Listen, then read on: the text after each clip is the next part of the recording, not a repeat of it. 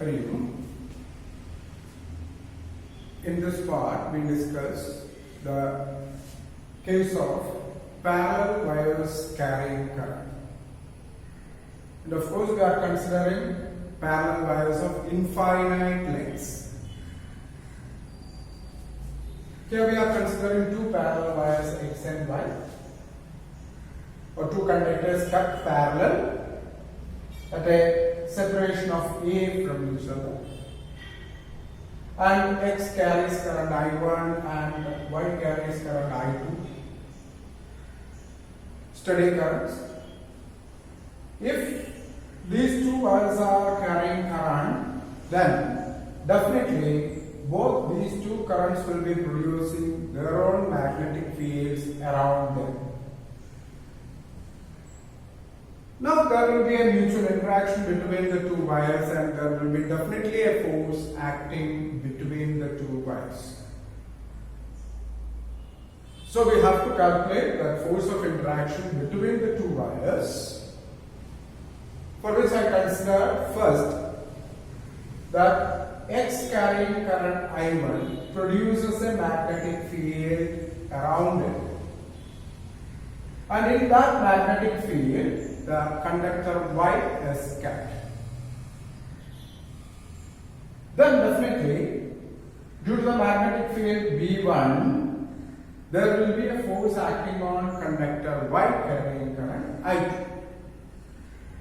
Now, the length is infinite. We cannot consider the whole length together. Therefore, we find the force acting on a definite length of conductor Y. I take this L. Now, according to the equation for force acting on a current carrying conductor, we have F is equal to I into B into L sin theta. This is the formula we have. Now, in this case, the field is B1, current is I2. I2 is the current flowing through the conductor 1. Then B is the field due to conductor X carrying current I1. And L is the length of the conductor on which the force is acting. And the angle between the field and the direction of current, that is, field is into the plane of the ball and the current is going upward. So, the angle will be 90 degrees exactly. Now therefore, the force acting on Y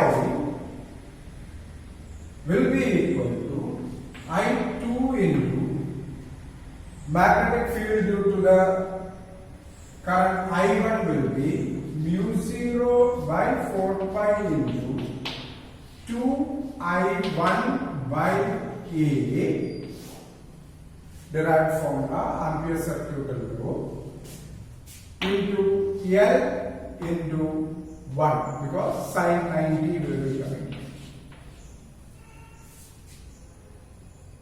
And therefore F will be equal to mu 0 by 4 pi into 2 I1 into I2 divided by A into L, we can write.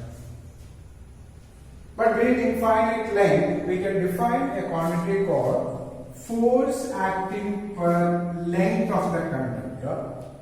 That will be equal to mu 0 by 4 pi into 2 I1 into I2 divided by A.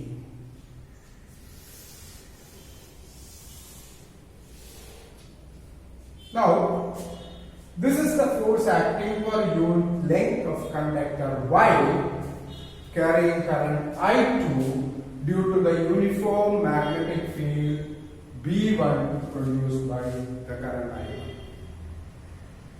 Derivation is simple. We are borrowing all the equations previously, derived, and directly substitute into this one. Now why the field B1 is uniform here? Because as they are parallel, at every point of Y, the strength of the magnetic field B1 will be the same and the direction also will be the same. Therefore, you can definitely take that field B1 to be uniform throughout the length of the conductor 1. Okay. Now, as we have calculated the force per length, then there will be a direction for this one. The direction can be understood using your Fleming's left hand rule that you studied. And when we apply Fleming's left hand rule, hold the 3 fingers, magnetic field direction, flow of current direction, then this will be the force, right?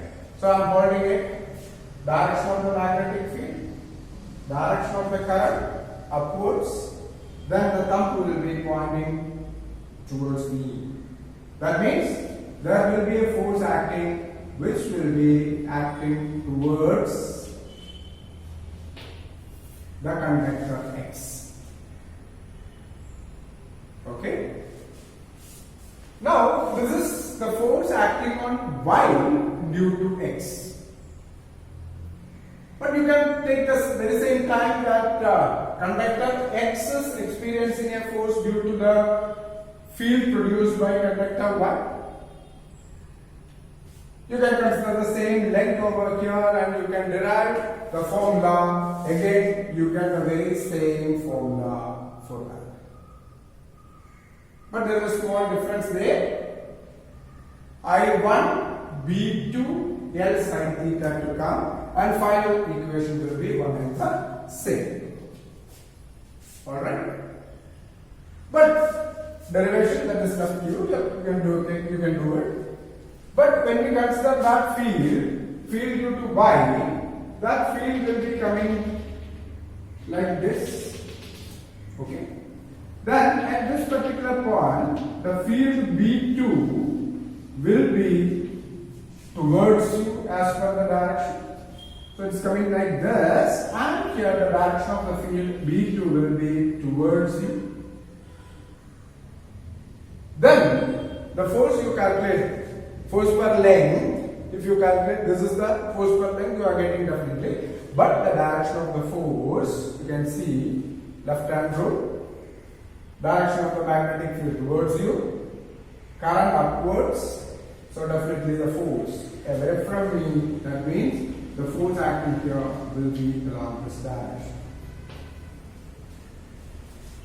Just because of the direction change of that field, it is directed towards.